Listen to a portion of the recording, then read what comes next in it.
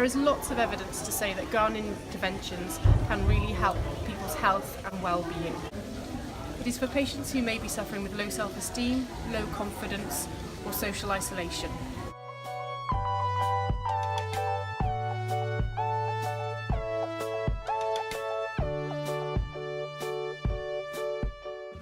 Menshed's got involved because it gives us the opportunity to do something within our community. So it's not just about us and finding something that satisfies our needs, it also helps the community to grow.